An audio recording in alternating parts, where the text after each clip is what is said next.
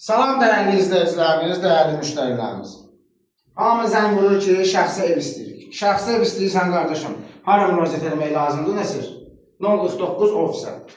Üç sotun içərisində 4 otaqlı həyət evimizdən sizi tanış edəcəyik. Biz hal-hazırda evimizin zal hissəsindəyik, değerli izleyiciler. Zalı görsədək, keçək. Mətbəxi görsədək qardaşım, mətbəxi.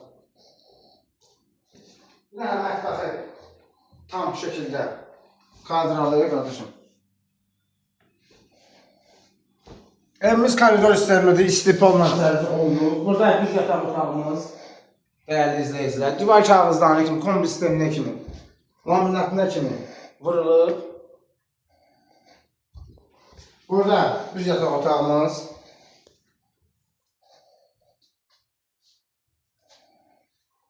Burada da bir yataq otağımız, değerli izleyiciler.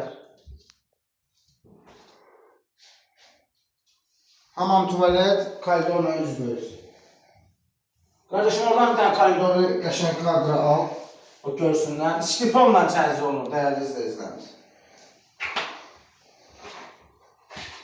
Çıxaq həyətimizlə də çəkirsən qardaşım. Deməli, evimizin həyət hissəsi, həyət hissəsi sahəsi. Gəl qardaşım. Obyekt yerdir ya qardaşım, bayırda obyekt.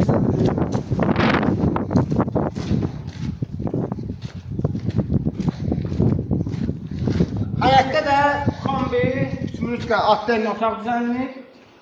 Tuvaleti də ki, həyətdə. Qardaşım, evimizin qiyməti neçədir? 110 minə sahibi tərəfindən satışa çıxır. Real alıcıya azmaz, endirim olacaq. Alanı da satanı da Allah xeyrini verir.